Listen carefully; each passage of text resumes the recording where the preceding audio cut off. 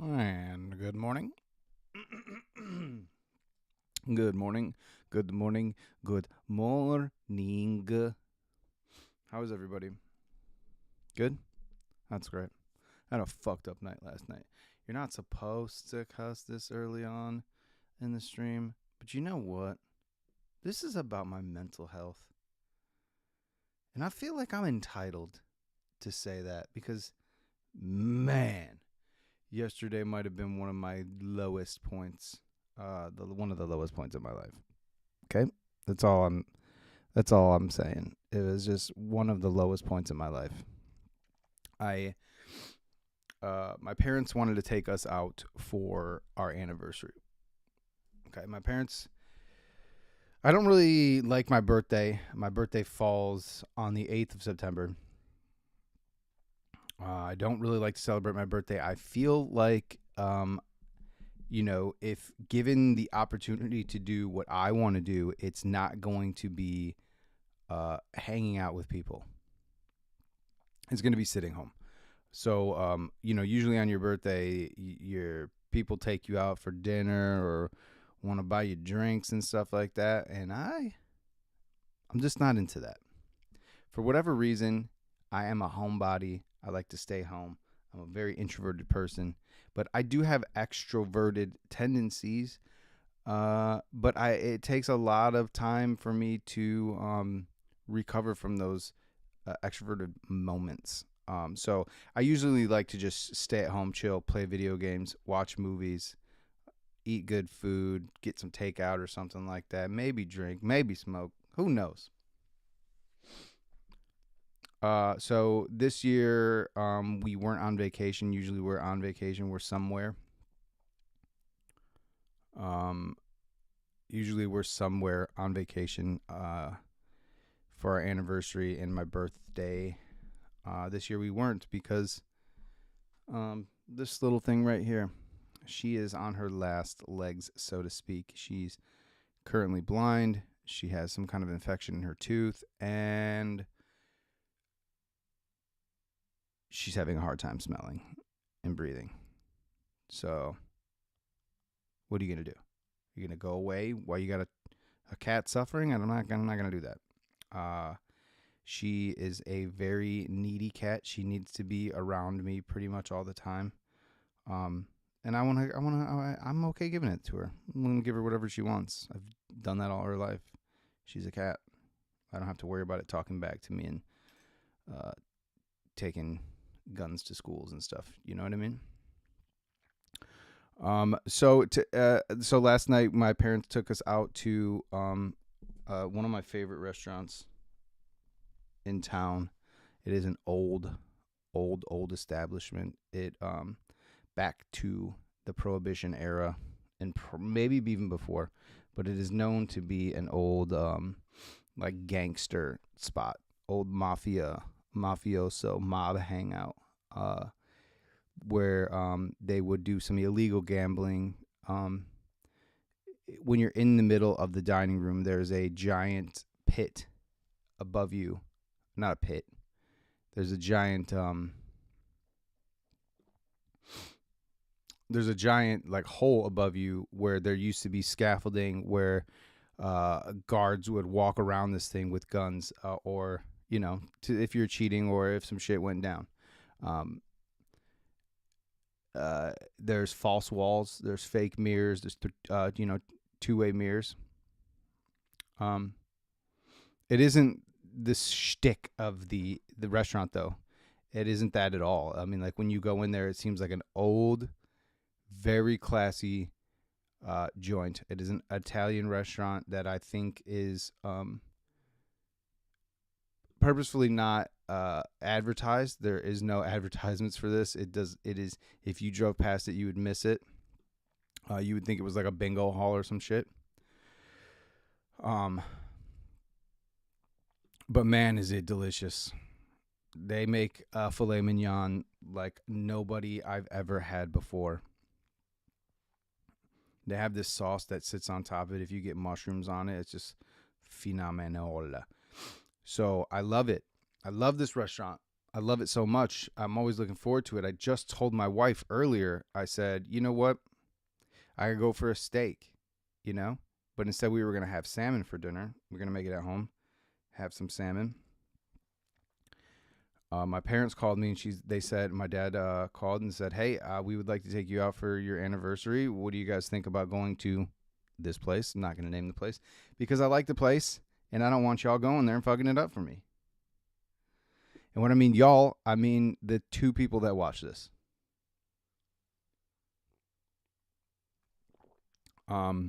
It's a Friday. It is packed. And if you make it hard for me to get in, there's going to be a problem. And that's not a joke. You think I frequent a mafioso restaurant that goes back, has some deep, deep history with that it's so deep that when you go in there, like, you can feel the dark energy inside that place? You think I just go there because the steak is good? You're sorely mistaken. You're sorely mistaken. Got it? You're sorely mistaken. Fuck it. Anyways, so this place is very, very, very, very nice, very classy, very old. It's still got the wallpaper from the era. Obviously, it's been redone or whatever to make it look like it's from that era, because if it was from that era, it'd be peeling off and all that kind of shit. But the original, like the mirrors, the false walls, and all that kind of shit are there. They use like a false wall that I would imagine was security back in the day. Not like, you know, but like where the money was kept is where dishes and stuff are stored. So, not dishes, where like wait staff can grab utensils and stuff like that. It's, like one of those, when you go to a regular restaurant, there's these little stands with like the wait staff has the menus and your utensils and stuff. Well, this area is hidden from people, so it's not in the middle of the viewing public or whatever. Anyways, so just to get back to what I was saying,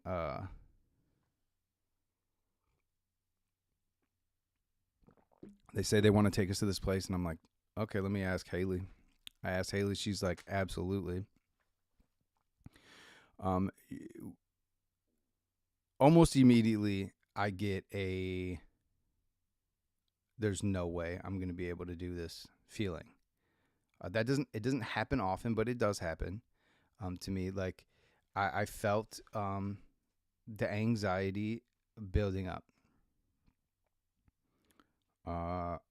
As time got closer, I kept telling Haley, there's no way I'm going to be able to eat. I wasn't hungry.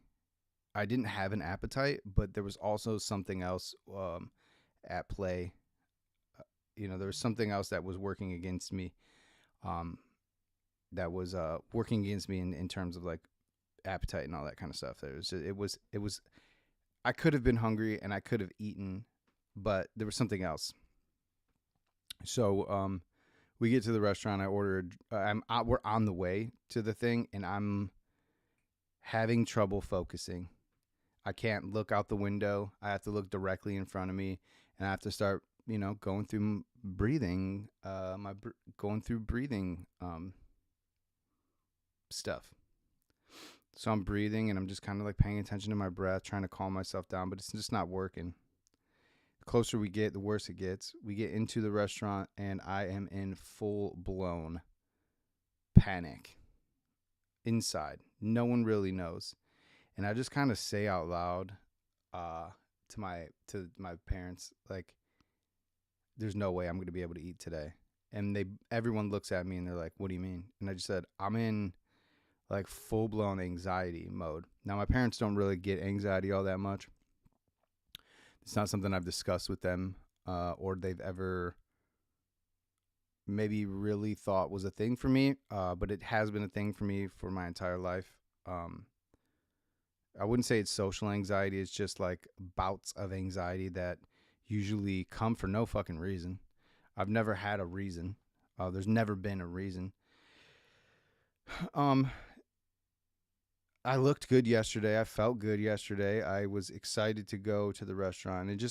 I couldn't eat anything, man. I had one drink and I was just kind of like, I sipped that drink very slowly.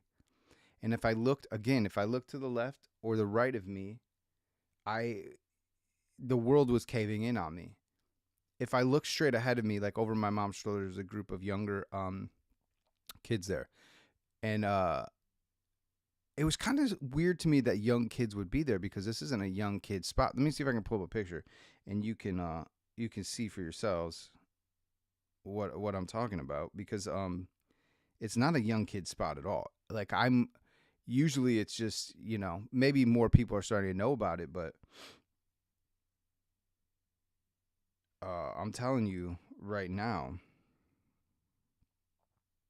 it's not a young kid spot. Hold on. My dad took a picture with my phone. This is my dad taking a picture with my phone. This is the picture he took. Okay, and it's the waitress over my shoulder after she took our order. This is the waitress we've known for a while, so it's not like a big deal or anything like that. Like we frequent this place. Um, we frequent this place.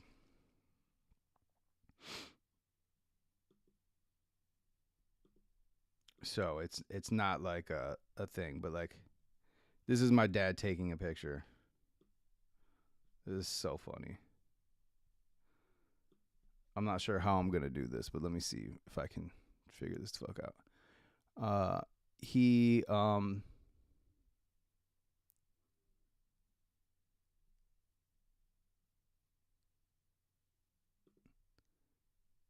he the waitress takes our order, and I tell her nothing for me. She said, "You're not getting anything," and I said, "No." And then my dad says, "Yeah, he's not feeling." What did he say? He's not feeling quite right, you know.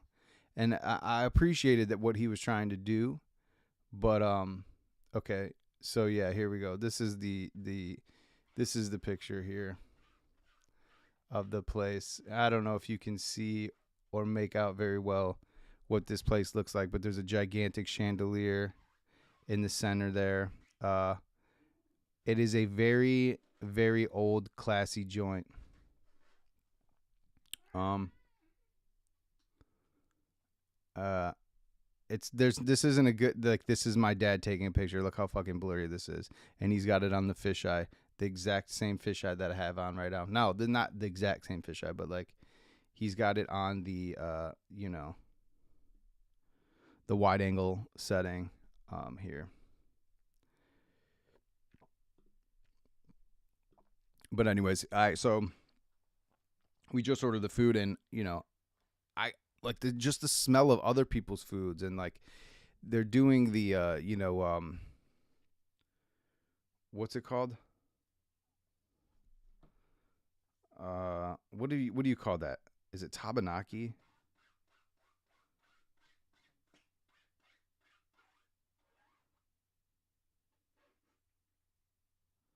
Tabanaki.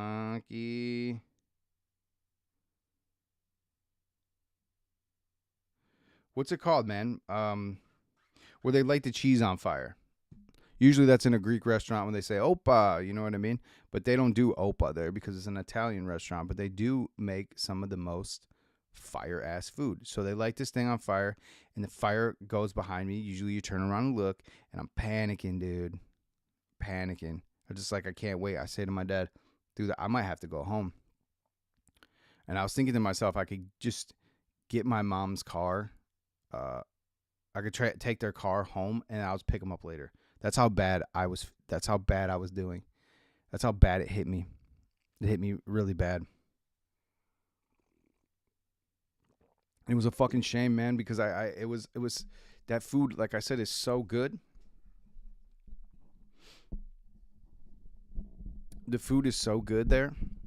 Um, and I was really looking forward to it.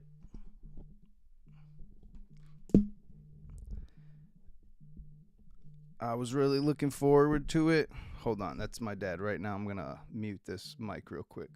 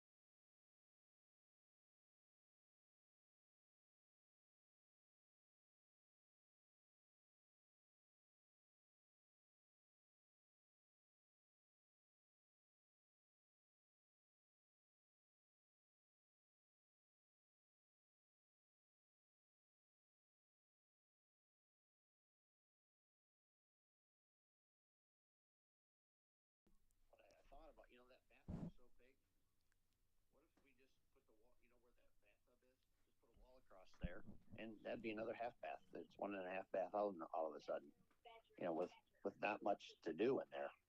Yeah. Some plumbing and move the toilet over to where we talked about, and put if there's enough room, put the bathtub right where the toilet's at.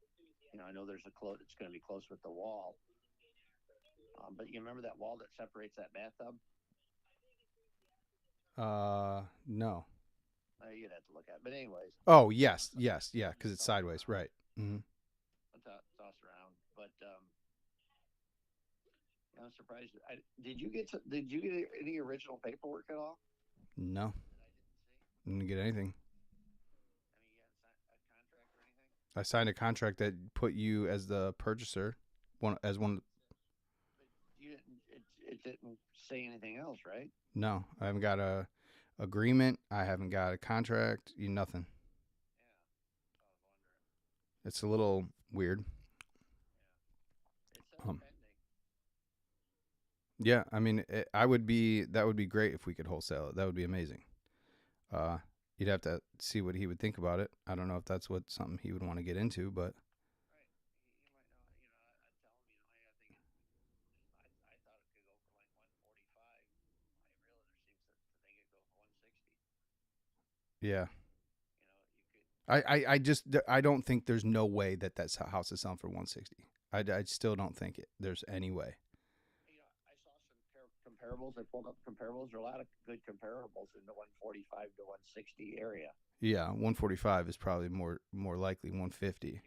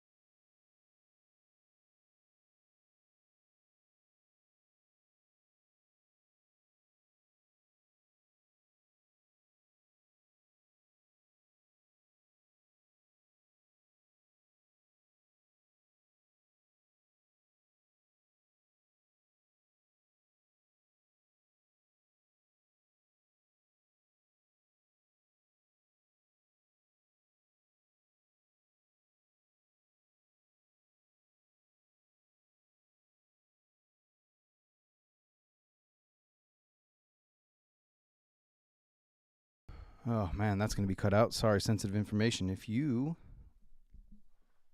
I could see that was getting into. I thought it would be funny for you guys to hear the conversation between me and my dad, but then I got really sensitive there, so I decided I better not do that. Okay. Anyway, so had a panic attack yesterday. Sucked. Couldn't even eat the fucking food. Came home, had to eat frozen fucking chicken tenders and French fries like a fucking child. Dude, I was the most embarrassed I've ever been in my life. I was so embarrassed. Sucked, man. Sucked. I had a dream last night about going crazy. We were living in my old house that I have not lived in. I've lived in this house longer than I lived in the old house. And I still have dreams about living in this old house. It was a piece of shit old house. It was a piece of shit at the time. It's been fixed up. It's been redone. My dad owns it now, rents it out to a couple, and they love it. And the neighborhood has gotten way better. When we left, my wife's car, Haley's car, had been stolen. Once attempted to be stolen a second time. My car got broken into almost every weekend. And I was starting to get concerned about the safety of Haley coming home at night. We would listen to the police scanner on a regular basis because we were concerned for neighbors. We had caught some peeping Toms peeping in on old ladies, hiding behind trees and shit. There was a crack house a couple houses down across the street that just people in and out all the time, in and out, in and out, in and out. I didn't know it was a crack house until they kicked everyone out and started putting shit on the outside. And they were telling me that there was human shit on everything. So that was cool. And people, man, this garbage was sitting out there, and people were just grabbing all the fucking baby stuff. Baby carriers, car seats, toys, all this stuff. And I wanted to tell them, hey, there's human shit on this stuff. It is a biohazard situation. I called the city and I said, there's people going through this fucking garbage right now. There's human shit, bags of human shit. And people keep fucking going through it. It was a crazy time in my life. But anyways, I had a dream that I lived there, and I was laying on the floor in the dream, and I said, is this where I live? Is this where we live? And I'm talking to Haley, is this where we live? And she's looking at me like I'm crazy. And I'm like, all of a sudden in the dream, I have to keep prefacing in the dream because if you guys catch this out of context, you're going to think I'm nuts. There was water in the dream in my old house. There was water leaking from the ceiling above, like, you know how like you have the trim around the door. It was above there, and it was so much water that it was rushing down, hitting the trim of the door and splashing out onto the bed. And that's where we were going to sleep, is in this soaking wet bed. And then I woke myself up because I was like, dude, this is the fucking, am I going crazy, or am I like in a very stressful time in my life? And I would say it's not really stressful, but it's, I'm in the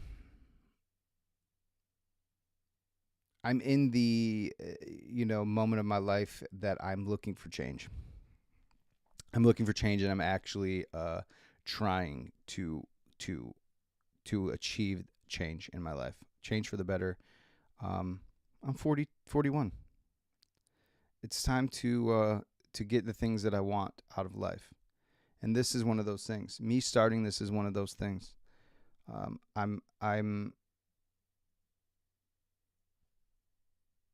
So, is it stressful? I don't know. Maybe it is in the back of my mind. It's stressful.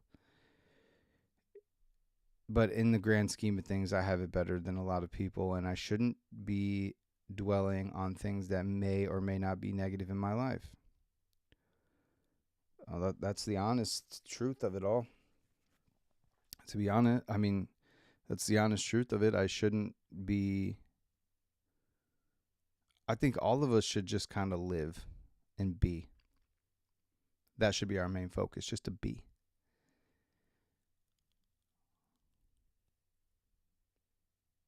And it's sometimes it's hard for me.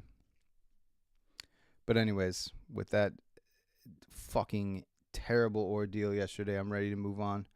I will be outside for a while today. Usually being outside helps me. I cut some grass at my sister's house, cut some grass at my house, and yeah, let me sort through those thoughts while I'm cutting those grasses. It'll be great. But anyways, today I have a decently well planned show for you.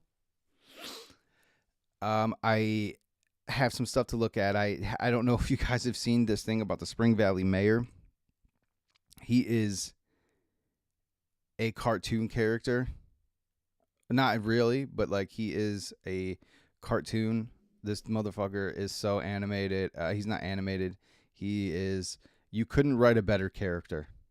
You couldn't write a better situation in which this guy lives, this world. You couldn't create this world for this dude. I'm telling you right now, man, it is the craziest stuff I've ever seen. It is it reminds me of like The Office meets Curb. It looks scripted. It's not. The news reports and all this kind of stuff makes you think, really adds validity to it. And it's really crazy. I also want to talk about something that's near and dear to my heart in terms of how I feel about how schools treat children and their ideas about careers, which is something that I'm going to rant on. So, and I'm going to be completely honest with you. I'm pissed off about it. I'm still pissed off about it. Let's go into the funny shit first. And it's my boy, the mayor of Spring Valley, Simon. I don't see his last name on this, so forgive me. But he goes on a complete rant, and we're going to watch this broadcast. I haven't watched this episode. I've watched a little bit of, or not episode. I haven't watched this report. I don't know if this is the full tirade. This shit's amazing, dog. I'm telling you, this shit is amazing. All right, we're just gonna watch it. All right, hold up. Let me get some headphones going here. Oh, let me fix this first.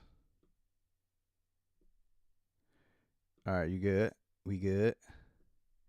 Let me turn down this audio because that's always a problem.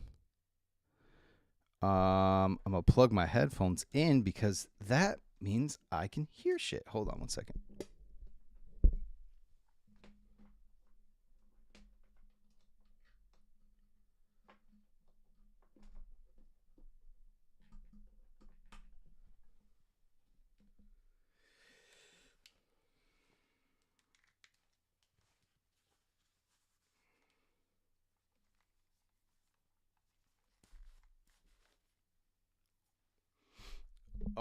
Yesterday we also went to a Spirit Halloween store that was a former Bed Bath & Beyond that Haley used to work at years and years and years ago, probably over 10 years now. She used to work at this Bed Bath & Beyond, so we go there. Obviously, Bed Bath & Beyond is out of business, defunct, but I forget who, Overstock maybe, bought the name Bed Bath & Beyond, so they're back, but just not the same type of back. Instead of being Overstock, they're Bed Bath & Beyond. That is the smartest move I've ever seen in my life. Overstock buying Bed Bath & Beyond's name adds validity to Overstock, because when I shop at Overstock, I'm like, dude, this is all like garbage. You know, I think the same thing about Wayfair. It's worse than Amazon is what I think. Just overpriced Amazon shit. Anyway, so we go there and it's humongous, but it does not feel like a Bed Bath & Beyond anymore. It does not feel wholesome. Thank God for it to be a you know what? I'm going to try something. I'm going to try talking to the side of the mic. Tell me how that works. I'm going to try to talk to the side of the mic, past it, because my P's are punchy. I'll turn it up the levels a little bit. Hello? How's that? Better? I guess it's probably better. But I'm just always afraid that I cannot talk over the audio here because it's, for whatever reason, it's like cuts out. I got to figure it out. Anyways, let's go. Your boy, Simon, from this thing. I don't know what the fuck the bed Spirit Halloween thing had anything to do with that, but let's go. All right, so this is the mayor of Spring Valley, New York, I believe. This is a largely Jewish community, I assume, because I see a very clearly Jewish man, a yarmulke here, Hasid maybe. I don't know.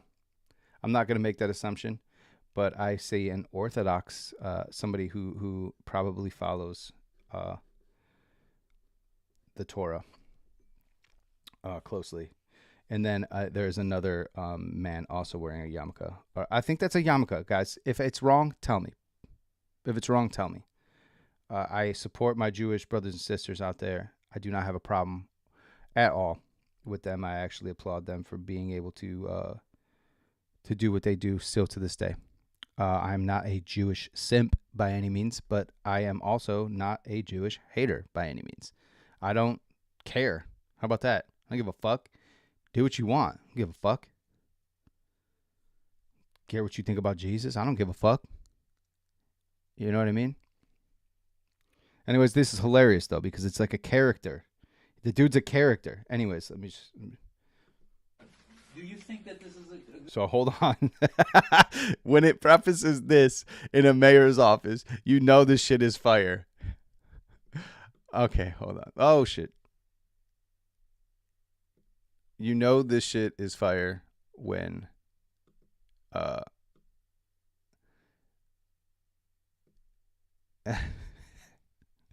when this is it seems scripted, guys. It's not scripted. It's not scripted. This is real. This is real. This guy exists. He's had multiple complaints in his during his reign as mayor, if you will. It's crazy. Do you think that this is Oh, I can't hear shit. You can hear shit. Okay. You ready? I saw a little bit of this and I was like, holy shit, dude. This seems like a scripted thing. It's not scripted. This is real. You don't like it? Hold on. One more time because I need to hear Do it. you think that this is a You don't like it? No, I don't like Go have your own goddamn meeting. I'm finished. What happened? No, I am What? finished. I am sick and tired of you assholes. I have had enough. You can go to hell. What did I You do? have a fucking question on everything I do. Shove it up your ass. What did I do No, wrong? I have had enough. Goodbye.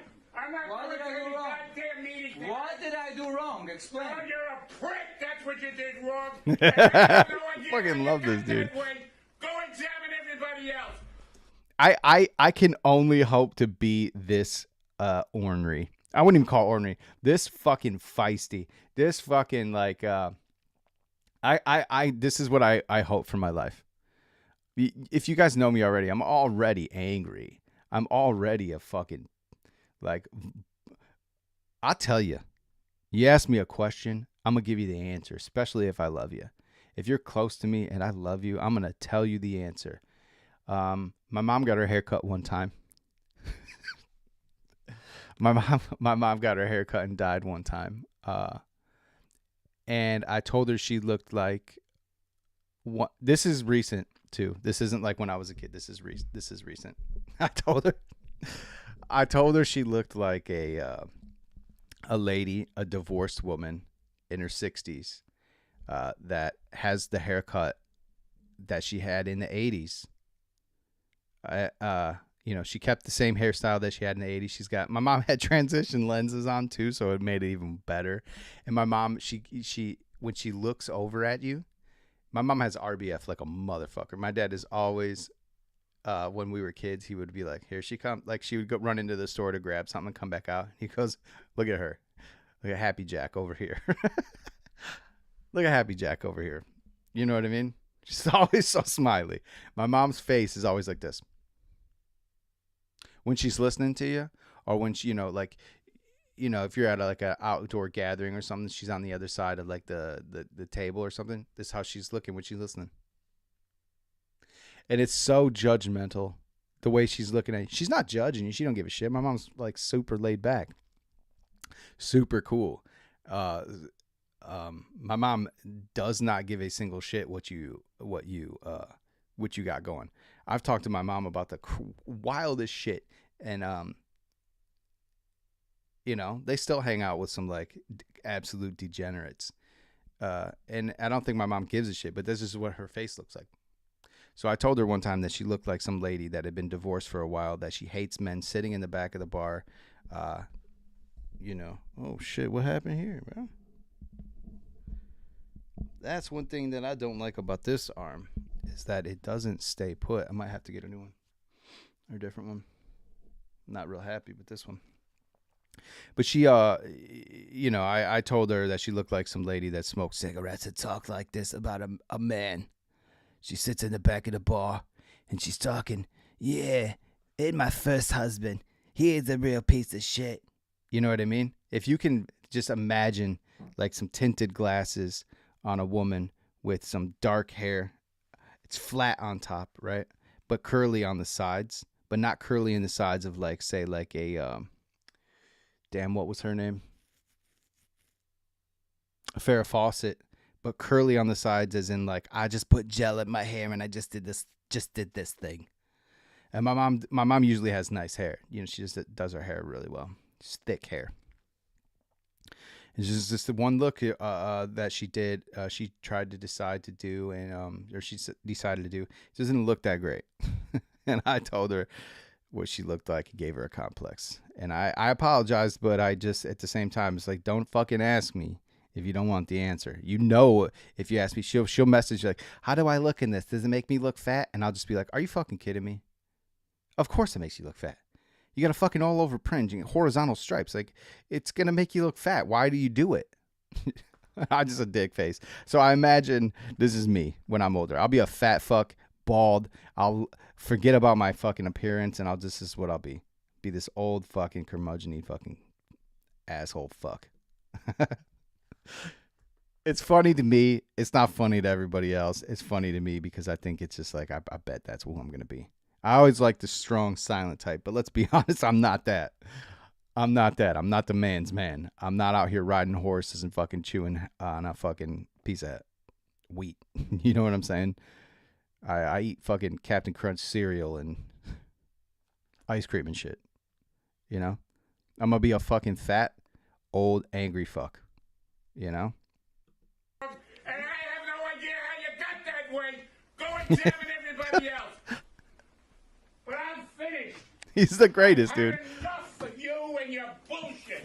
I don't want to go to any more fucking meetings. And the thing falls. Fuck it. I've had enough.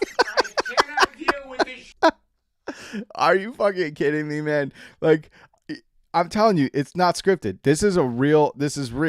It's real. The guy has had multiple fucking issues while he's been mayor. This is the guy's real shit.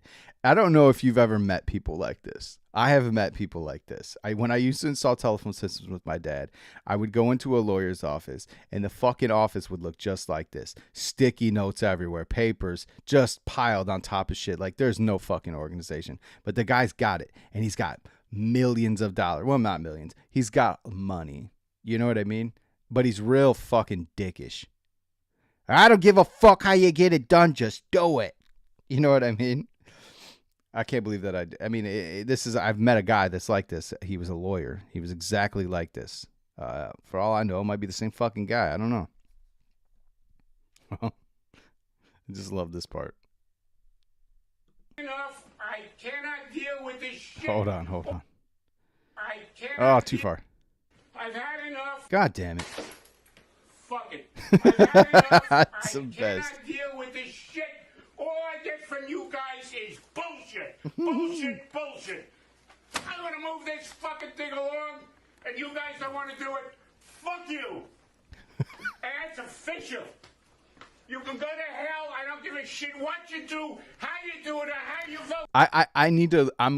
What I need to do is I need to learn how to cut audio from shit. I want to cut audio from this. There's so many sound clips that I think. And then what's this guy doing? He's just nice, just minding his own business, playing fucking Candy Crush on his phone. I don't know. He's seen this shit so many times. From now on. What you do, how you do it, or how you vote from now on. Shove it up your ass. The fuck? Did you film that? Thank you. The slow pan over. It's on a tripod for sure. That's so funny. This guy. The other old guy must. At 8, if we have a quorum. Yeah, Deputy Clerk, please make note that we don't have a quorum anymore because one of the members left. It's already been noted. Thank you very much, Trustee.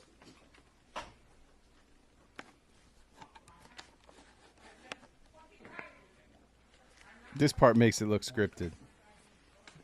But it's not scripted. Obviously, the camera work is absolutely horrible. Executive session. Because we didn't take a vote to leave the executive session. So does that mean I continue with? No, I don't. I don't have anything I want to get done. I give a shit less.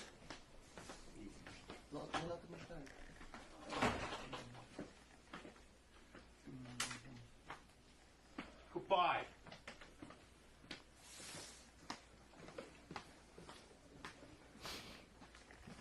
And the poor old guy, he's picking this shit up.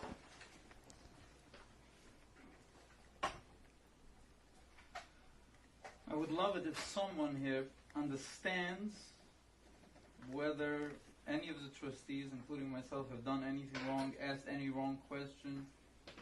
Have I done anything wrong in your opinion? Have I asked honestly something can't wrong? say you did anything wrong. Okay, you only asked for an honest answer.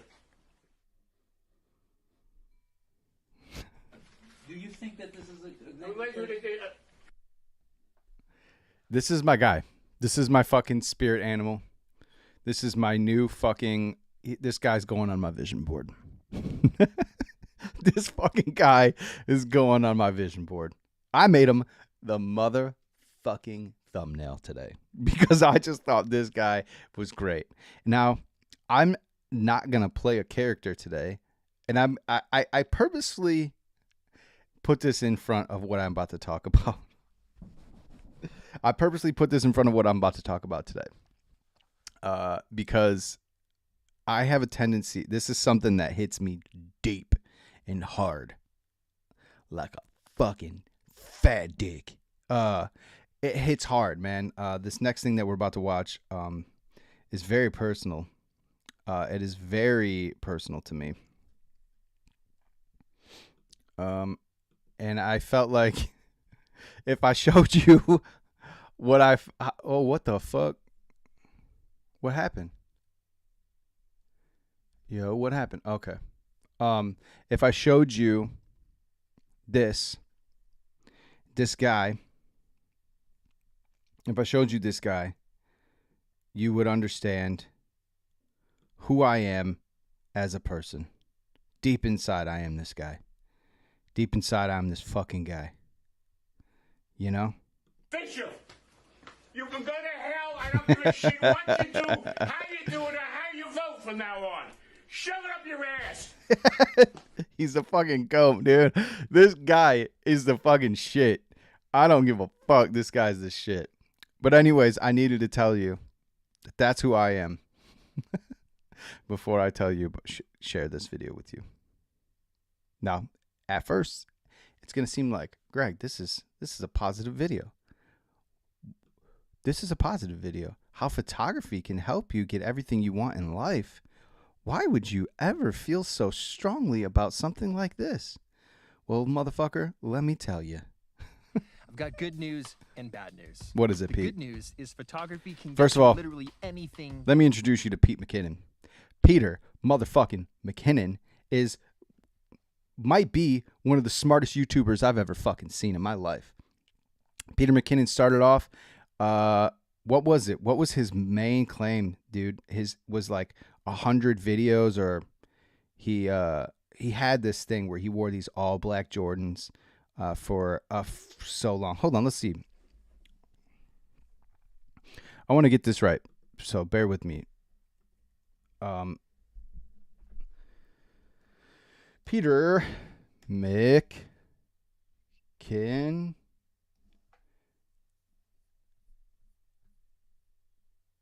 Peter McKinnon. Oh, something about 100.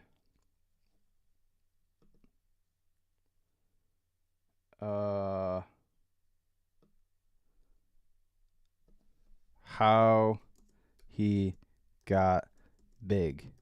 I don't know. His first few videos were focused on tutorials and tips with camera equipment and editing software. However, it wasn't until his video 5 Simple Photography Hacks that went viral in 2016 that his channel gained significant attention and subscribers. The thing is, guys, that's right. He gained 1 million subs in under 1 year. And how this motherfucker did it was absolutely genius. Genius.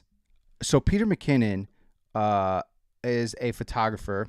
Peter McKinnon is a photographer, a professional photographer. He used to work at a camera shop, just doing brand photography and product photography and all that kind of stuff. He started a YouTube channel where he did photography tutorials, how to shoot better video, maybe some camera reviews, tech reviews that he uses, all that kind of stuff. I look up to this motherfucker because I think he is a soul that needs to be, that we need to hold on to. I think Peter McKinnon, he's dropped in viewership, but I think he's speaking to the people that love him. And I think that's exactly what I would want. 106,000 views in 1 day. Actually, if I refresh that, I bet, because that's not 1 day. Let's take a peek. 2 days ago, 100. So he's not doing that well. Sorry. He's doing incredibly well. He's just not doing as well as he did in the beginning. Peter McKinnon also, he went through and met with Casey Neistat, all the heavy hitters of those times. He just has a personality that you could get along with and just hang out with. He's just a cool ass dude. And he had like 1 million subs in 1 year by, cross promoting, cross marketing, all this kind of stuff. The dude's a goat. So I love Peter McKinnon. I don't really watch much of his stuff anymore. I still do because it's very entertaining. The quality of it is absolutely phenomenal. Like if I go in here and bump this up to 4K, I bet it's going to be absolutely fucking insane. Give it some time. But what he talks about here is something that's near and dear to my heart. Not near and dear to my heart. It hits me. It hits me like a fucking spear through my heart. What he talks about triggers a certain time in my life where I felt like a spear had been driven through my heart. I've got good news and bad news. The good What news is it, Pete? is photography can get you literally anything you want. Okay. Bad news, well, you're going to have to stay tuned to the end to find that out. His truck is sick as fuck, dude. Look at this truck. Digital dash. Photography is the catalyst to everything. Photography can get you anything you want. It's kind of like one passion fires the other passion. Right. So if you're passionate about photography and cars, you can 100%. use that primary passion, photography, to get a foothold within the automotive industry. This is as far as I got with this video, and I thought, fuck. It hit me hard. Now we're going to watch the rest of this video, but I quickly have to tell you about why I feel so triggered. And it isn't anything that he has to say. It's about school. And for this, I'm going to bring it in.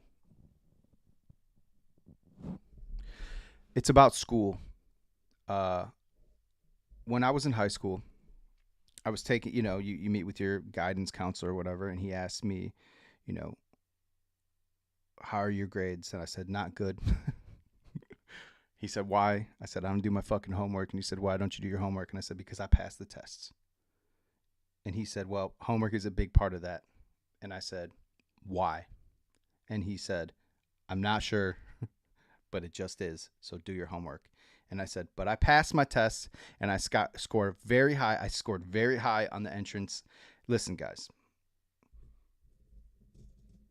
I scored when I went from a public school to a private school.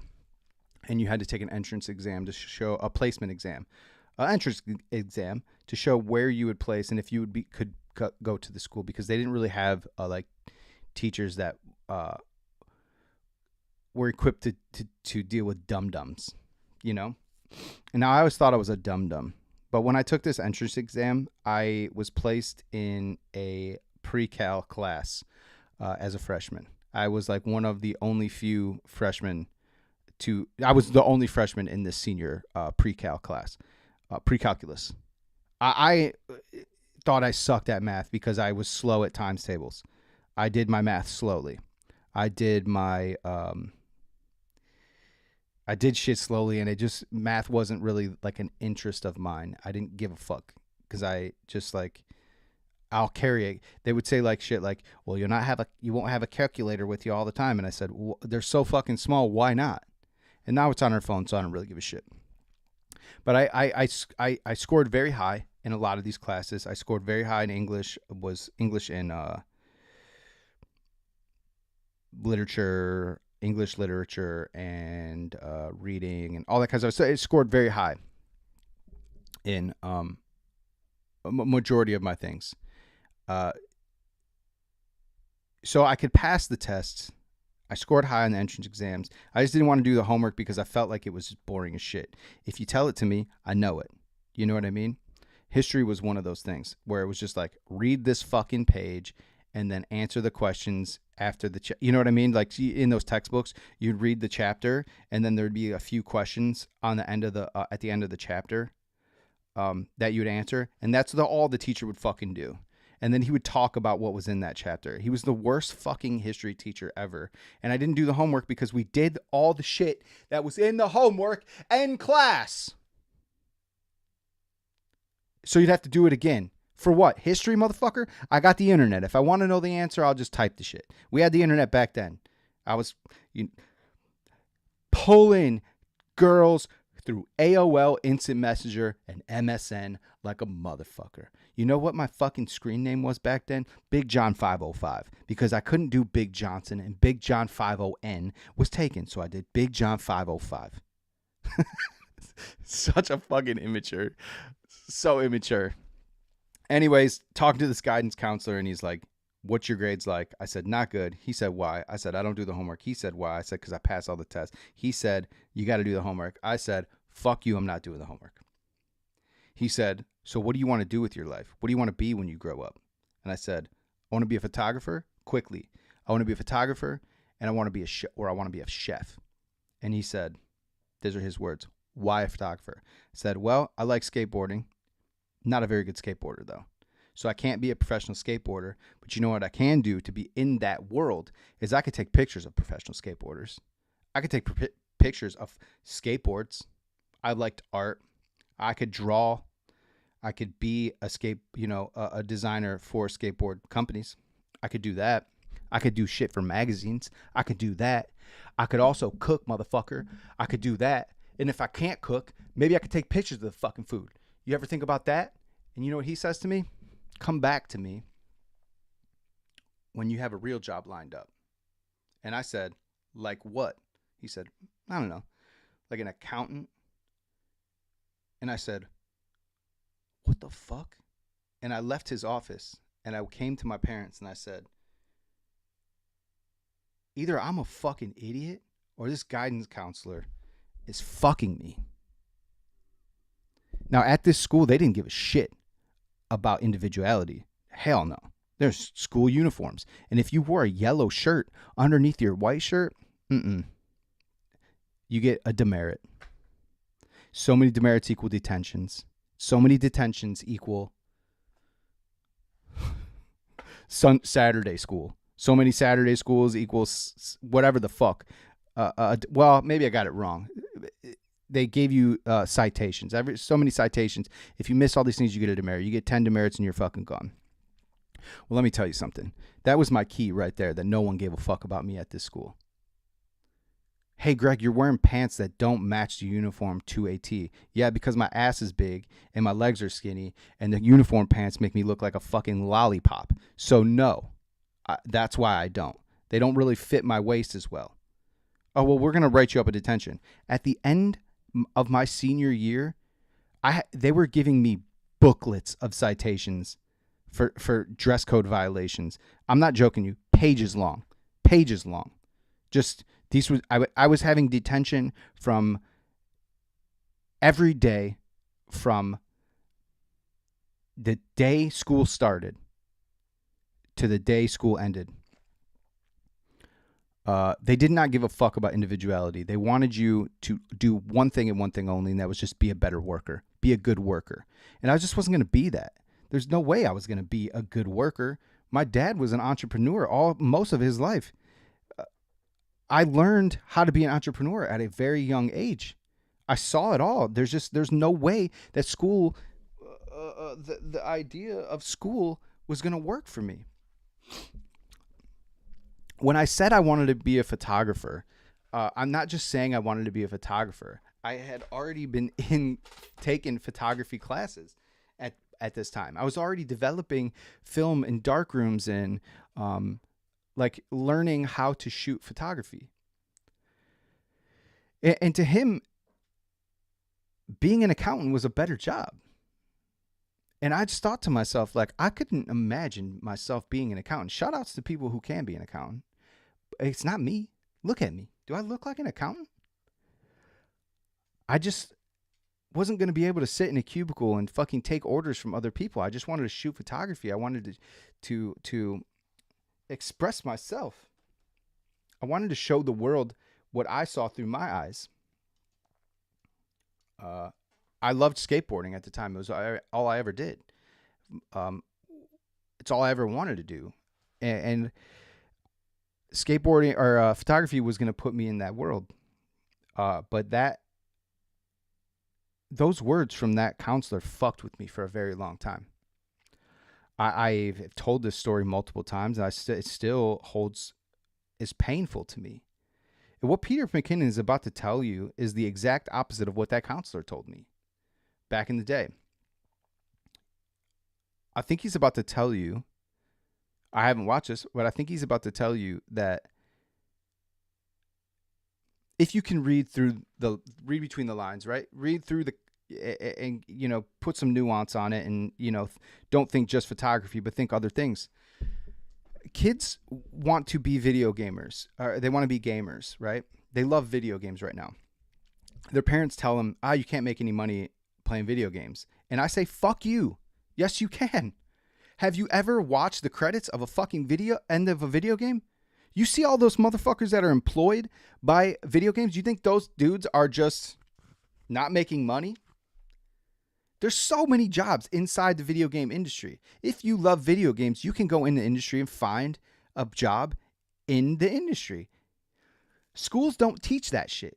Schools don't teach you that, what do you want to do with your life? I want to be a professional baseball player. Okay, son. Professional baseball player is a very hard thing to achieve. So what could you do in the baseball world? Most kids say, I want to be a personal trainer then. I want to train on that. That's even harder because you think one baseball team has what? How many fucking guys? I don't know. Maybe is there a first, second? I don't know how many guys. They have more baseball players on that team than they do physical trainers. And if there's 28 teams, I don't know how many teams there are in baseball even. I don't follow sports. But I'm just giving this an example because people say this. I want to be a professional football player. You have a better chance of being a professional football player than a physical trainer or a physical therapist on that football team. But you know what you could do? You could study business and you could learn how the shit works. You could be marketing and go into sports marketing. You could do all kinds of stuff within that field. I don't give a shit. We tell these kids, you better have a backup plan. Fuck a backup plan, man. If that's what the kid wants to do, let him go. Push him in that direction. Video games is one of those things where people are like, he wastes his time playing video games. Is he wasting his time? Is she wasting her time? I don't believe that they are. I think that they're learning.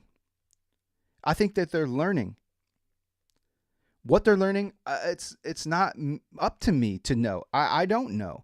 But I know for me, video games is learning myself as a human being. I know you're playing a character on the screen or whatever, but you can quickly find out who you are when there's zero parameters holding you to, like, this world that we live in, the physical world that we live in, has rules, regulations. You can't scream so loud, right? Because you don't want to bother your neighbors. You can't play music so loud when you bother your neighbors. You find out who the fuck you are when you play GTA 5. I know exactly who you are when you play GTA 5. I know exactly who you are when I see you playing an RPG and you choose certain decisions and attributes that you want in your life. They're pretty clear signs, man, of who a person is. And I think if you're able to look past it being a game on screen that takes you away from real life and puts you in a life of your own, you see what happens when you're completely in control. I'm happy with the person I am in these video games.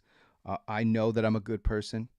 But let's just say that, I'm getting off topic, but I see, that this happens a lot. There's a lot of miserable fucking people in my neighborhood that wanted to achieve one thing, but they were told, that's not a good idea. Have a backup plan. And the backup plan was the shittiest fucking decision they've ever made. I see people that are absolutely miserable in their lives, that they need to buy. They end up in debt because they're trying to fill a hole. They're trying to fill a hole that they dug by, listening to other people's opinions on what the world has to offer. I don't believe it. I've never believed it. When people tell me, no, I can't be a photographer, I listened back then. Or, you might want to find something, a real job. And I'm like, it is a real job, motherfucker. Like, there's so many jobs that need a photographer. And you could do anything with photography. It does not take much more than buying a camera. And having an eye and having skill, understand lighting and color, all that kind of stuff. But that's stuff that you'll learn, and stuff you'll base a style. You'll by learning, you'll create a style. Learning on your own is what I tell people, especially in the arts. Because when you go to school, shout out to people that go to art school, it's hard to develop a style. Because your first instances of selling a painting or selling. Anyways, I'm going too far. The problem is schools, guidance counselors, teachers, fucking parents, they need to stop telling these kids, no, you can't have that dream, babe. Have a backup plan. Yo, let these kids live. Let these kids live. Let these kids be who they are. Stop projecting your fears on your children.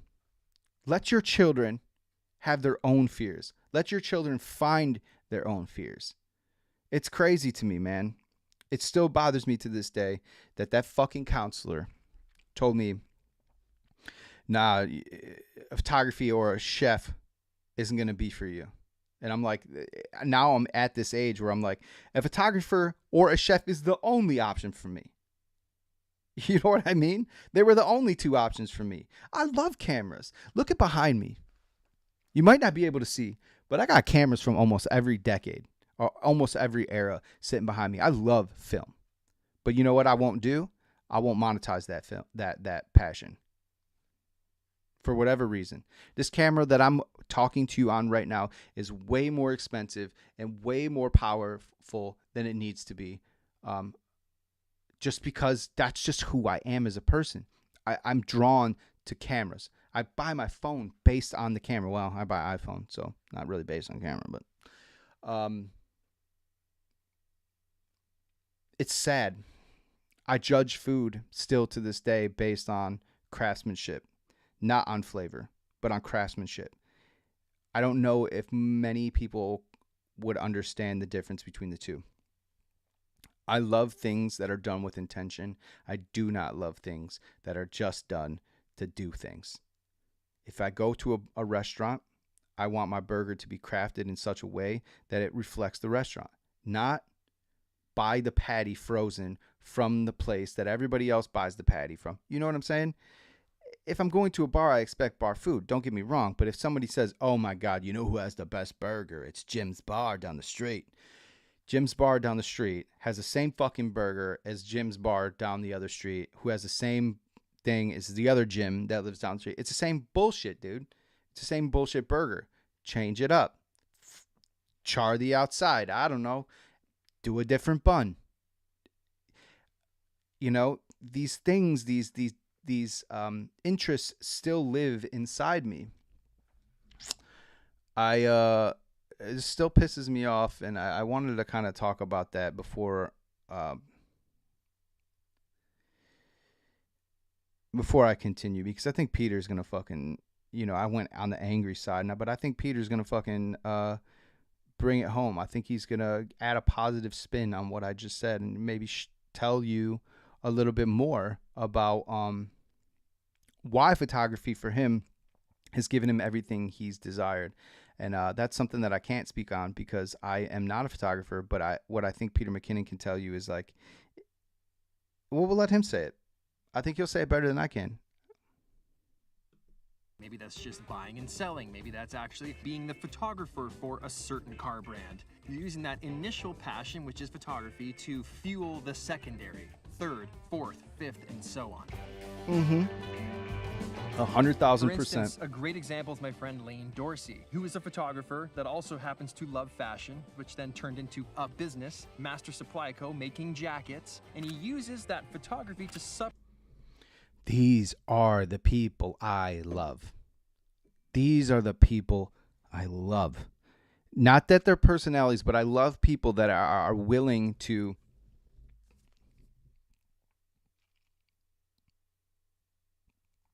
take one of their passions and parlay it to another passion.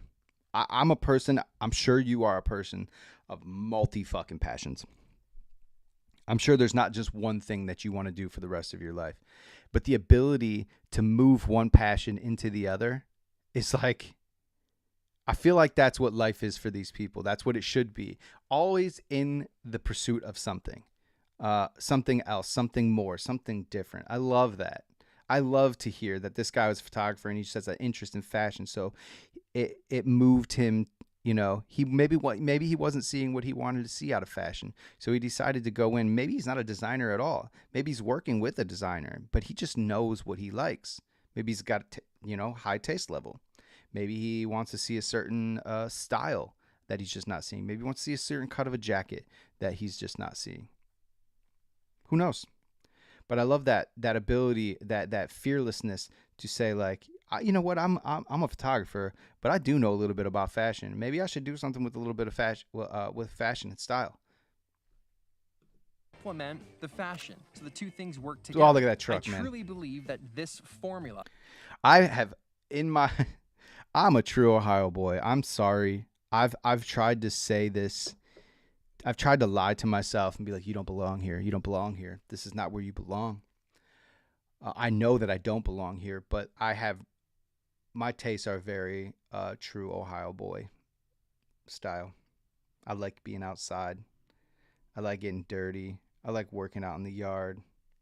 I love old trucks that look like, something that it's just who I am for real. I think that'll never change if I moved to a big city. I think it'll always be me.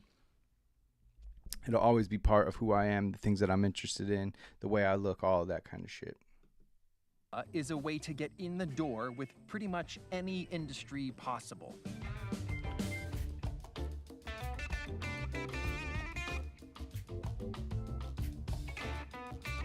Someone's always looking for a Another photographer. photographer, Also, for instance, that's been on this channel, you guys know, Angel, great film photographer, has a huge passion for Porsche, shoots them all the Sick. time, ends So up buying sick. one himself, but now has a foothold into the automotive industry because he's known as That's someone Palm that Springs. shoots these classic types of cars, and therefore more projects and more opportunities roll up because of that passion. Yeah. You go all the way back to the bucket shot. Gabriel said, guys, remember yesterday or a couple days ago I was telling you about the settlement inside the matcha.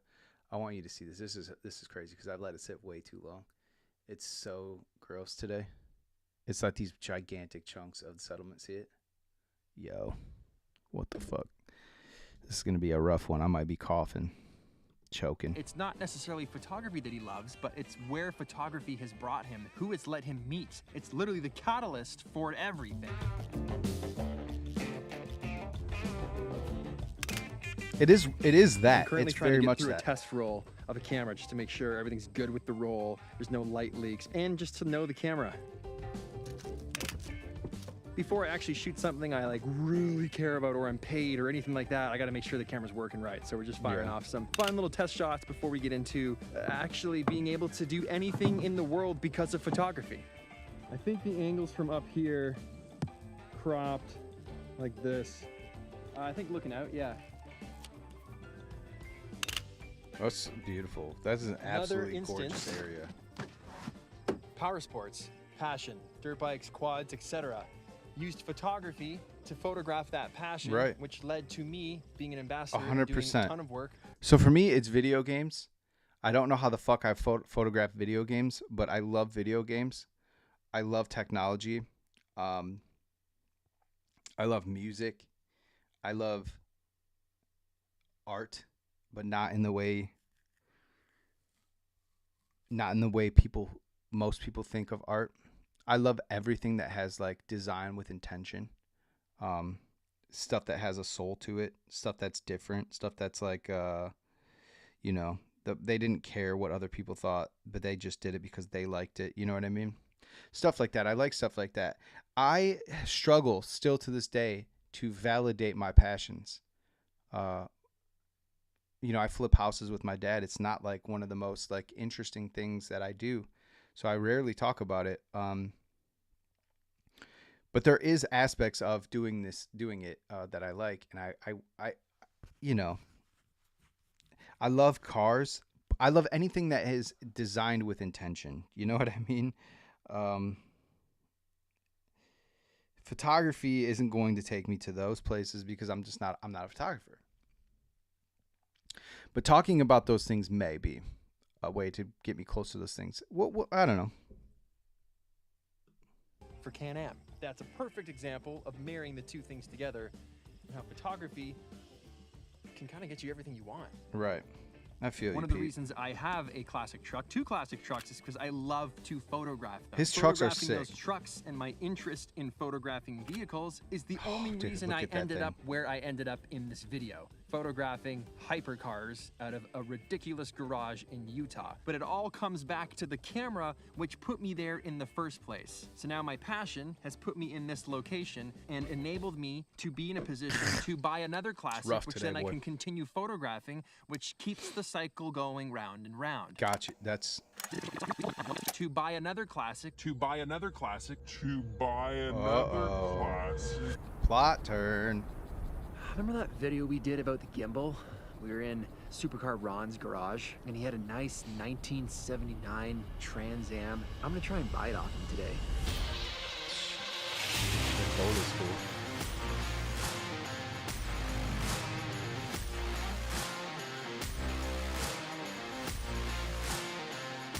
Damn, that thing is really nice. What's up, man? Hey, good to meet you. Good to meet you. Yeah. So Ron, I don't know if you're like attached to this or not. Yeah, I love this thing. It's a birth year car for me. I was born in 1979. So. Oh, okay. Yeah. You want to take me for a quick spin in this? Let's do it. All right. First try. Okay. Has a MagnaFlow exhaust on it. I literally don't think that does anything. You smell that though? Oh, it smells You smell that? so good, dude. It smells like something I need in my garage. Is he gonna get him to buy it though? wonderful. This is where Peter McKinnon is the shit. He took this video. He started this video off explaining to people how photography can get you anything you want in life, right? And now he's telling you a story about how he used photography to get something he wanted in life. Will he get it? That's where we're at right now. Will he actually get the thing? Who knows? This is why Peter Mckinnon is the master. He's a great storyteller. Probably a year and a half. The very first time my daughter ever. And he does it in such like a professional way. Like, what the fuck is this shirt this guy's got on? How come like dudes that have so much money have like the worst style? Always. Anyways, Peter Mckinnon is one of the best like storytellers I've ever fucking seen. He can tell a story about just about anything. The man is a master story crafter. Drove a car was in this car. I've got it all documented and stuff. So it's very sentimental. Yeah. So right now he's telling you, you know, oh, this is going to be a lot harder than I thought it was going to be. Because it's a sentimental thing. I want to buy this off this guy. So it's a very sentimental piece to you. So he's just showing us how hard it can be. Boys it's love gonna it. be. I love it. He's so good. But my daughter and wife, they're like, oh, we smell like exhaust every time we get out of this thing. Would you ever sell something like this? I don't know, man. It's like a piece of nostalgia, right? Yeah, yeah.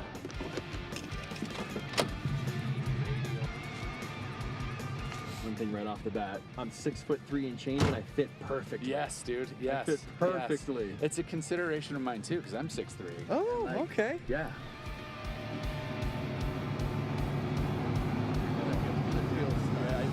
I feel good in this car. I feel like you should probably sell it to me. I know it's My wife last night, Pete, I was like, there's this super cool guy in from Canada, and I'm like, oh man, like if I ever sold it, it has to be somebody that walks into a garage full of hypercars and says, that Trans Am's my favorite car in this whole garage. So which car is your favorite in that garage? The Trans Am. Dude, you are my guy. I'm literally gonna say that. I would buy it from you if you sold it to me. That's so cool. Sorry, I'm not talking because I get enamored with Peter Mckinnon. I think he's an attractive ass dude. I love his fucking style. He's a wild boy. I love wild people. You know, wild people are my people. I love people that appreciate fucking shit that nobody else appreciates. What he just said there, like, lit my heart directly up. When somebody says something like, because I walk into some people's garages. I've been in people's garages that have multiple cars and shit, and I'm not a fucking Ferrari guy, not a Lamborghini guy. I'm an old school Porsche guy. I'm an old school American muscle guy. If I see something that's half torn apart that looks like it's going to be absolutely beautiful when it's done, that's the car I focus on. It's so weird. It's not even like, so Peter Mckinnon walked in and saw this Trans Am. He's like, damn, the thing's sick. That thing, it's sick. Believe me, it's sick. But if I seen late, but I made it. Hey, what's up, Casey? We're just kind of talking about going over this video with Peter Mckinnon about I think the video is how photography can get you anything you want. Right now, I mean, I went through a little rant about like how school fucked me over, but all good. Now Peter, just walking through Peter McKinnon's like method of crafting a story. The guy's just so good at what he does. It's insane. But when you, like I was saying, Peter McKinnon, Pete walked into the garage, saw this Trans Am, and it is sick. He fell in love with it immediately. I tend to fall in love with something that's in piles on the floor. So if I see like, I don't know, fill in the blank, any kind of American muscle car, be it like a 60-something Mustang or specifically 60s. I'm a 60s car guy. If I see a Cutlass, and it's in piles on the ground, the doors are off, those are the ones that I fall in love with. And I'm like, ask the people, so what are you doing with this? You got plans for it? I love to hear the process. I love the process. I love the beginning because I'm a guy that, like, when I set up this whole space that we're sitting in here right now, I had the most fun I've had in a very long time, trying to figure out what monitor goes here, how to set up my OBS on this monitor with the where to put my chat, what I needed for the audio, what I needed for the Steam Deck to help me do the things that I eventually want to do, how much computer power do I need to do this, where should I set up? I got lighting set up. You guys don't know this, but this is a closet. You're sitting in a closet. I chose a closet because it's the easiest way to have extra space that's typically dead space in a room. I love the process of stuff. I love a problem, figuring out a problem. Wire management is like one of my favorite fucking things. A lot of people hate it, but man, I love it. I love to look at what I've done. Everything is in arm's reach. I can see boxes labeled that says tripods, ideas, photos, numbers, meaning like keeping track of finances and views and the improvements that I've made on just myself and how the durations, that kind of stuff. I got tape. It says fold, cut, tape. So I got a bone folder. I got a X-Acto knife, paper. Everything is right here. USB-C cables, lightning cables, USB-C, mini USB-Cs, USB-C-A cables, pens, pencils, power bricks, disposable cameras. I've got it all within reach right here. I got, iPhone headphones, batteries, memory cards. It's all right here. I love the process, though. Once it's done, I get depressed. When I see cars, Peter Mckinnon fell in love with this car. It's completed and stuff. I love the process. I might look at a car that was in piles and ask questions and spend the most time looking at the car that's, in piles on the ground. If it's for sale, I would buy it. Let's get to the end of this drive and give me like 3 minutes to figure out. Okay, so there's a chance. That thing is super sick, though. He said if he was to sell it, he would sell it to me. No way. But he hasn't said he would sell it yet. You're on the list. But I said there's a chance. Favorite car in my garage, so that means something to me because he was instantly drawn to it, kind of like I was instantly drawn to it. But so cool. Pete's on YouTube all the time, and I expect to see this bad boy show up. So anytime my boys are like, "Why'd you sell that, Dad?" Like I'll be like, "Let's pull up Pete's YouTube." Yeah, like, wait! You're already speaking in like past tense, like you don't own this anymore. Are we doing this? Is this happening? I think I've arrived. Okay. This car's yours. Holy fuck. Holy fuck. Again, Peter Mckinnon is a master at this. He builds up all this emotion, in such a short time. This is a 10-minute video, but he's built all, and honestly, this segment of just what he was talking about is what? Let's see, where he gets to the part where he talks about the car is right here. 3 minutes and 36 seconds in, and we are at 3 minutes. The guy has give us this build up. I want to buy this car. I want to buy this car. I want to buy this car. I want to buy this car. This guy's not going to sell it to me. It's he has an emotional attachment to it. It's sentimental. It's his birth year. All this kind of shit, right? And then he gets to the point where now the car is being sold to him. And it's only been 3 minutes. It's like you feel so good about the situation. It's so cool, man. It's so cool. The way he crafts the story is incredible. Who in the fuck would have thought that in the beginning of this video, I didn't know. I thought we were going to. I for sure didn't know. I went on a rant within 30 seconds of this first video. Within 30 seconds of the video, I went on a rant about how, my counselor told me to come back to him when I had a real job that wasn't photography or chef. I thought that's what this was going to be about how you should chase your passions all at the same time, not just one at a time. I thought that this was going to be about.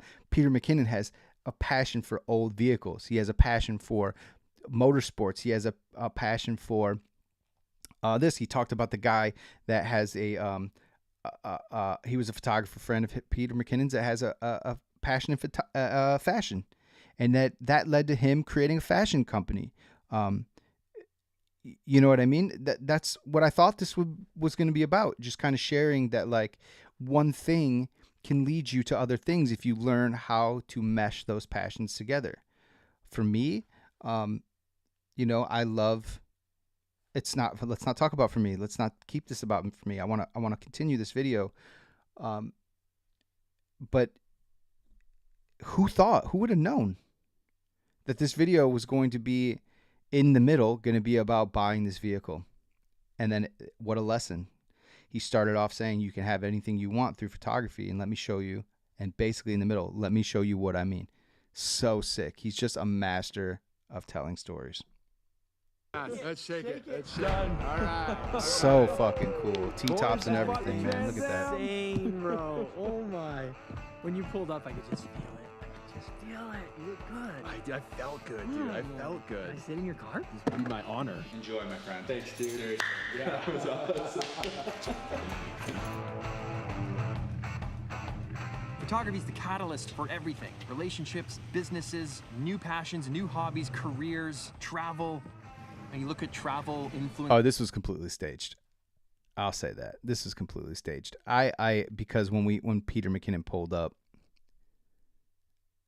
that old car was on the thing, as if like he was moving another car or whatever. But it's fine. It doesn't matter. He did it so well that a normal person wouldn't pay any attention. Vloggers, travel I'm just a weirdo. enthusiasts. They go one place, they capture great content, they meet great friends, then those friends travel to another place, and before you know Sorry, it, let me go these back. people Let me have let him. have Let me a career let me traveling finish from his place to thing because I think it's important. businesses, new passion.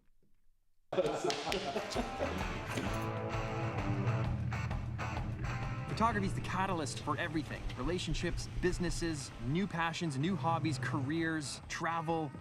And you look at travel influencers, travel vloggers, travel enthusiasts. They go one place, they capture great content, they meet great friends, then those friends travel to another place, and before you know it, these people have a career traveling from place to place, photographing the world. You can literally track it back to anything. Everyday carry, Pete's pirate life, pocket knives, whatever you're into, photography is the catalyst for that.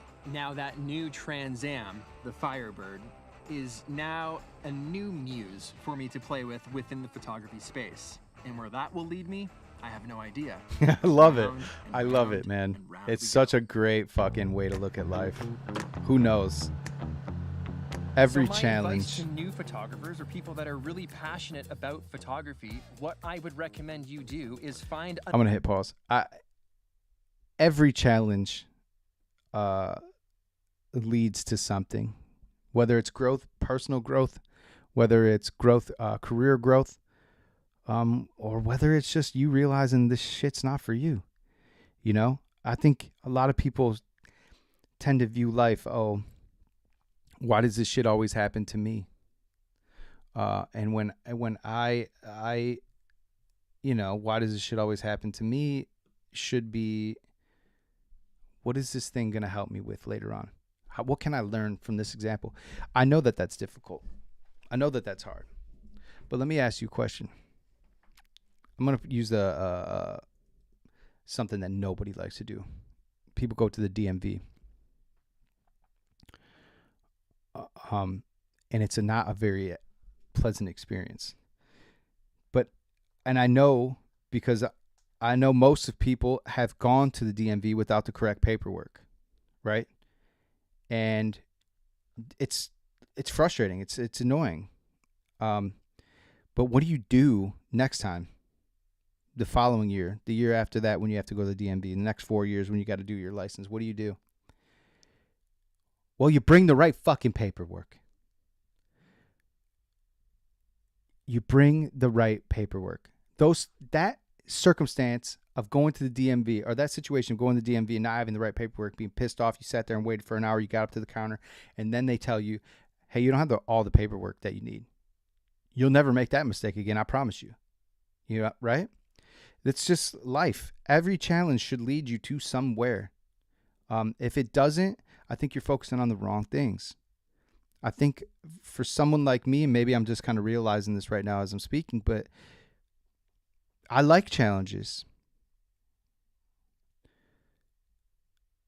Maybe sometimes I create challenges.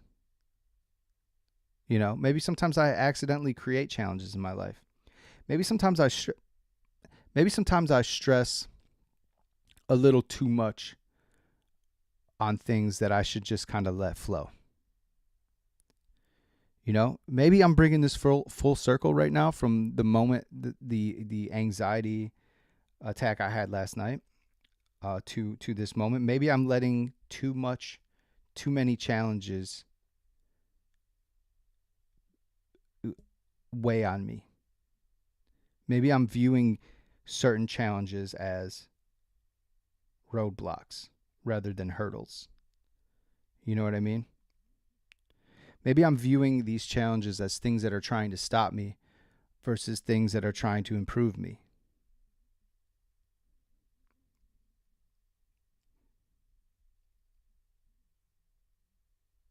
It's weird how things happen. I started this off thinking one thing, that today I'm going to rant and I'm going to tell you a little story about how my life and what this counselor said to me and did to me for the rest of my life.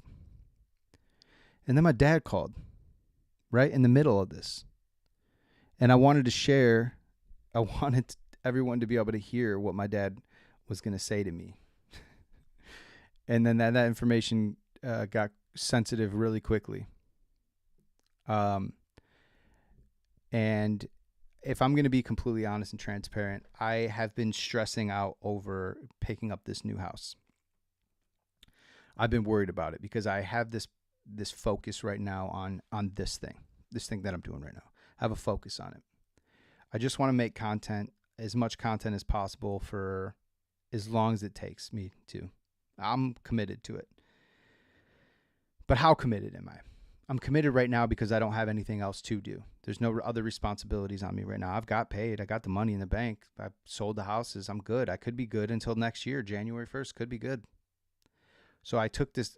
I thought, man, I'm going to have a lot of this downtime. This is a great time to focus on this idea that I had about YouTube and just kind of putting myself more out into this world.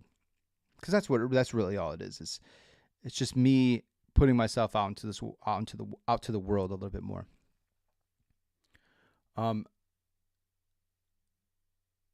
And then another house came into the picture and I started to get stressed out. I immediately got depressed. I got bummed out. I thought, man, it's going to take my focus away from what I was trying to do.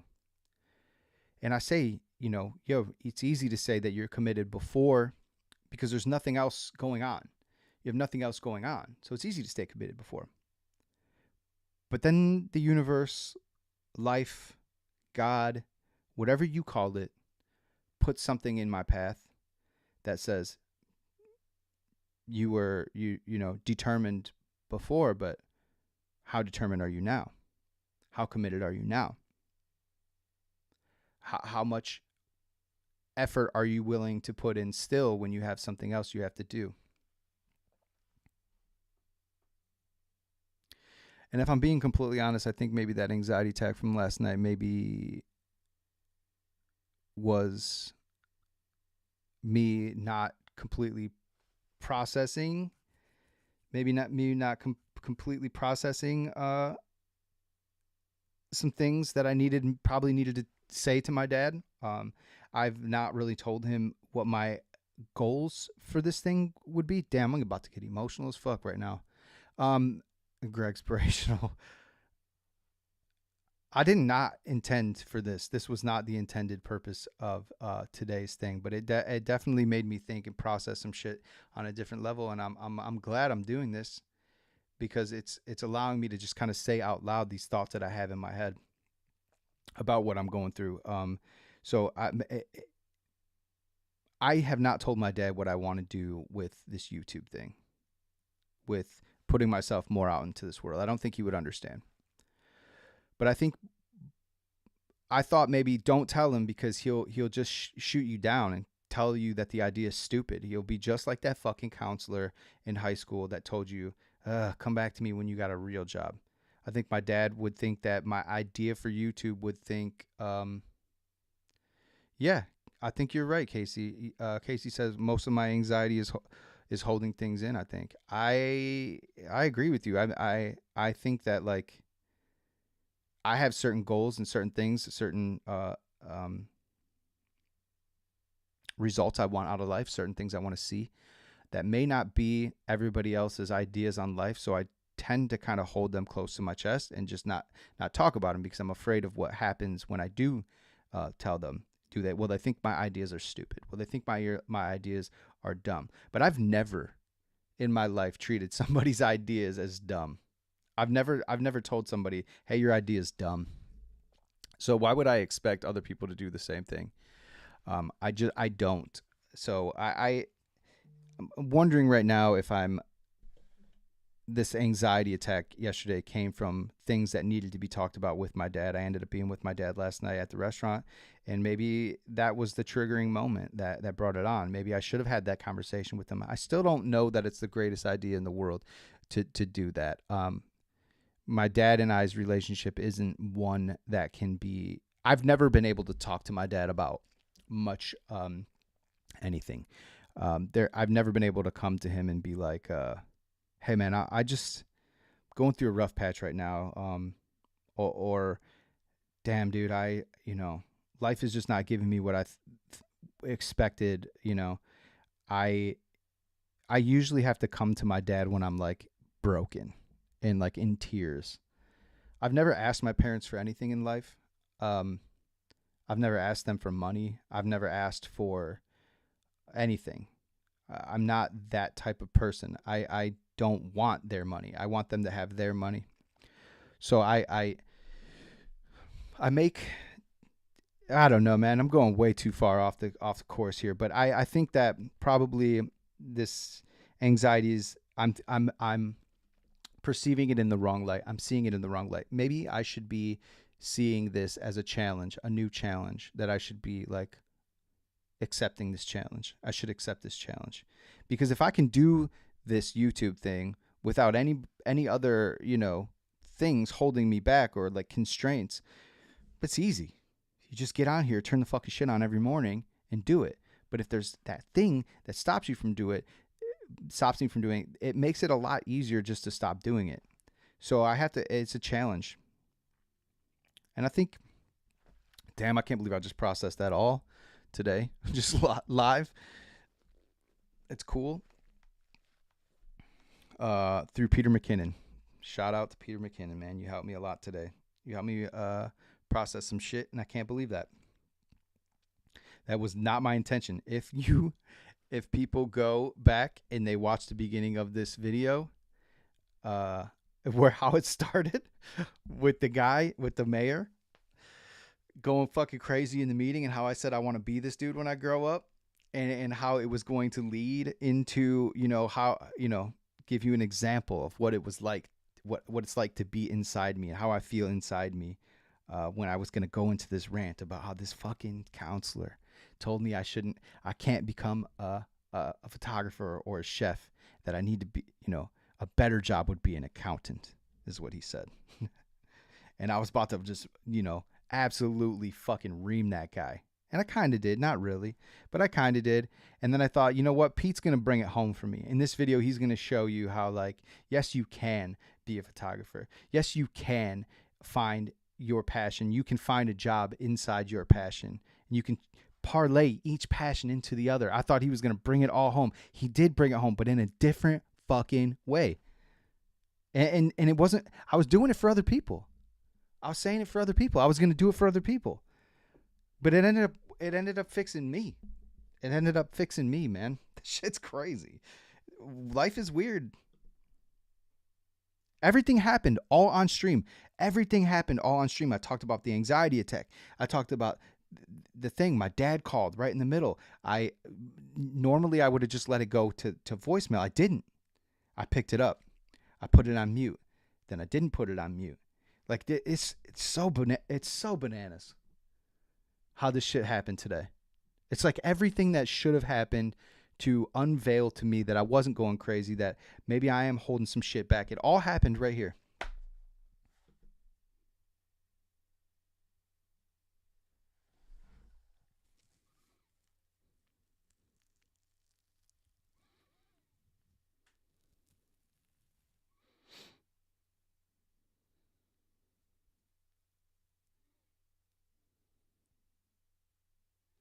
Such good advice.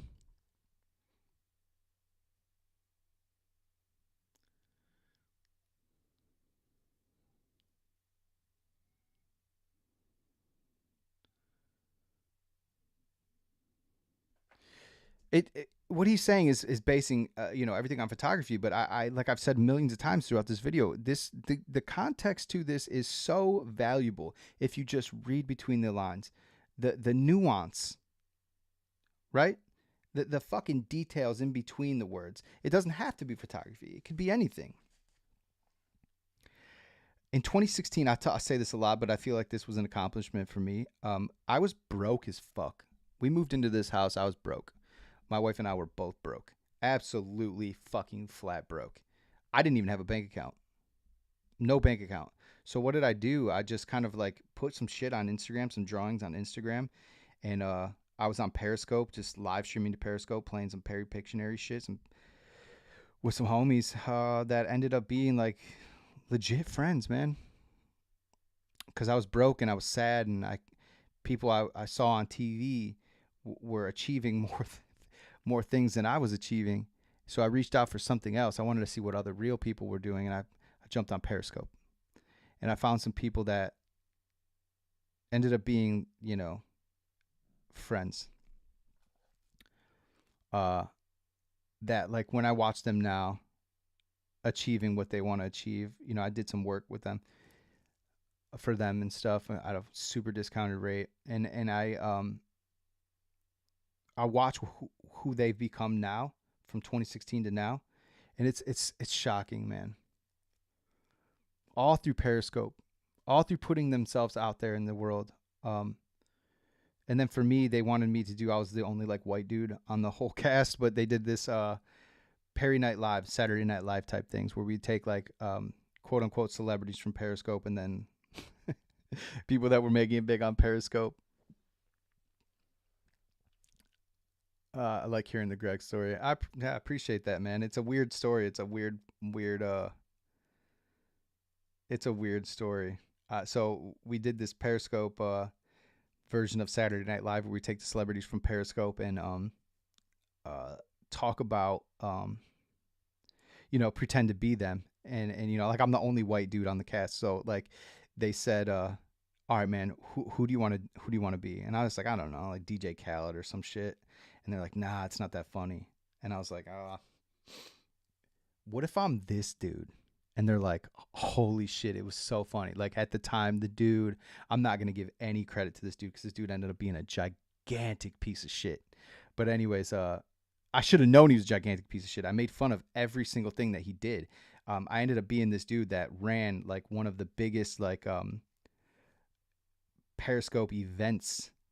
He was like the guy. He was connected to Jack Dorsey, was like a homie of him. The dude, the creator of Periscope, was a homie to them. I made fun of this dude for putting on these events, and I said some crazy shit. And like that night, I get a phone call from a California number, and I'm like, well, what the fuck is this? And then my DMs started blowing up. And they're like, yo, answer your phone. Everyone is like, answer your phone. Answer your phone. I'm like, what? And they're like, dude, answer your phone. So I'm like, call comes through, and I'm like, hello? And he's like, hey, man, saw that thing you did of me. And I was like, oh, shit, here it goes. And he's like, that shit was fucking hilarious. I want to work with you. What do you do? And I said, I draw, I do some graphic design and stuff. And he's like, what? Can I see some of your work? Point him to Instagram. And the story, I ended up working with Snapchat on developing geofilters. I learned I was doing geofilters when geofilters were a huge marketing thing. I had like the East Coast on lock. There was a crab, forget what the name of the company was. There was a pizza place that was this East Coast chain. Crab and lobster place, something lobster rolls. I ended up running that shit, doing nothing but geofilters, making like $400 every 15 minutes. I went from broke as fuck, no bank account, Still no bank account. I was getting paid in PayPal because that's what I wanted to do, and it was under the table for them, so it was all good, all gravy. So I remember just this one time being on vacation. It's the first time I was ever to pay for a vacation for my wife and I. Just covered the whole thing. Flights, the car, everything. We're on the beach, we're walking, we're like got a little high and stuff, and I just lost it because I was like, I'm making money. I wake up in the morning. I would do like 15 minutes worth of work in the morning, send the geo filter out to the people, and because I had it like systematically dialed in. I knew exactly how to do things. Everything was like organized. I would just grab from artwork that I've already created to create more for them, just changing the wording for their sales. And I remember thinking like, holy shit, I made it. Holy shit, I'm doing the thing. And I thought that that's what life was going to be. And once I realized that I was working for somebody or working with somebody that was a complete piece of shit, I started backing out slowly. And the money didn't, it's not around forever because I didn't use it to push it to something else. I put all my eggs in one basket and thought that that's what life was going to be. I ended up losing all that. Became broke again. But that's just an experience, you know what I mean? An experience with money. And anyways, the point is, what he just said was to put yourself out there, to put your work out there, to press upon yourself the importance of putting your work out to the world and sticking within your passions. Maybe my passions don't line up the way Peter McKinnon's do, and that's okay, but that doesn't mean I should abandon any of them. The shit that I have in this room is a good example of who I am as a person. I'm a fucking mess, right? So the room is a mess. I love books. Most of them are art and comic book related. I have toys and shelves. It's just, cameras from different eras and shit. I got more down in the basement and stuff. It just skateboards on the walls, Mr. Rogers, to remind me that, it's always better to be kind and to be a good person than it is anything else. So it's just, I don't know, ranting too much. This is like self-absorbed at this point. But man, this fucking video gave me an internal reflection on what the fuck I'm supposed to be doing.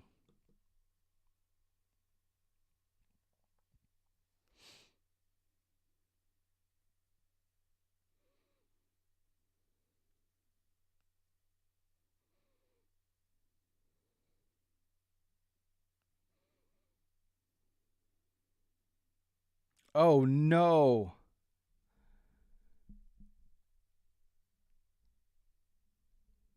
Oh well.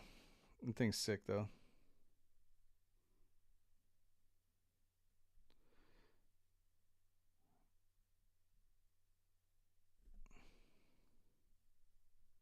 So sick. What a sick.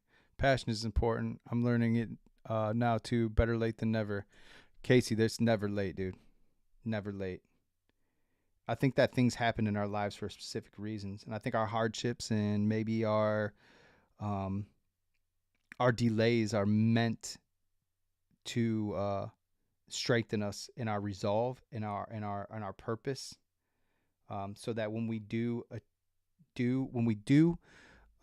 recognize things that we love and are passionate about, that it becomes the thing. You know what I mean? It becomes the thing. Oh shit! I kept playing this video and it was complete silent for a minute. Oh my god, how sad was that? Damn. I'm sitting here reacting. I'm sitting here reacting to the video and there's nothing on the screen. It's hilarious. Oh shit, is it that late already? Damn, I have to get going. But moral of the story, man. I think I already got to the moral of the story. I think I got my clippable moments today. I did not intend for those clippable moments. But it was great, man. What a fucking great realization for me today. I should finish this out, though, just out of respect for Peter McKinnon. Reach out to me because that truck is officially... Here, I'm going to start it back. Fortunately, with the addition of the new 79 Firebird, I'm going to have to sell the 63 Chevy C10. That's right, that's the one Howard and I built together. Mostly Howard. Mostly Howard. There is not room for the both of them. So, you won't be seeing that truck much more into the future because of the Trans Am. So if you live locally or you're not, or wherever actually, and you want to buy the Chevy C10 from me, my Chevy C10, 1963, let me know. We'll leave an email in the description, and if you're actually serious or if you're one of my friends seeing this, reach out to me because that truck is officially for sale. That thing is so sick. Look at that fucking thing. Man. I can't even explain. You ready? Where was it? What in the middle console. What is that? No way. A replica of the same car. That's so I cool. literally told Jack I would bring him back a car. That is perfect. I will keep this until the real thing comes. Until then, Holiday's gonna store it in his garage, up on the lift, keeping it safe until we can get So it. cool. Sorry. Until we can get it back to Canada, because I need to hear that sound again soon. Shout out to Peter McKinnon, man. I'm glad I didn't do this yesterday because I don't think I would have had the same feelings. Dude, again. I was gonna do this video yesterday. But I didn't. I said, I'm gonna keep it for tomorrow. That'd be good to just keep it for tomorrow because I'm gonna go on this crazy rant, be angry, and all that shit. I feel vindicated today. I feel free. I feel like a weight has been brought like completely off my shoulders, off my chest. Damn, it's such a cool ass moment today. Very cool. Unfortunately, I do need to get going. The thumbnail. I should change it. I'll change it. I'm gonna clip it and I'm gonna change it.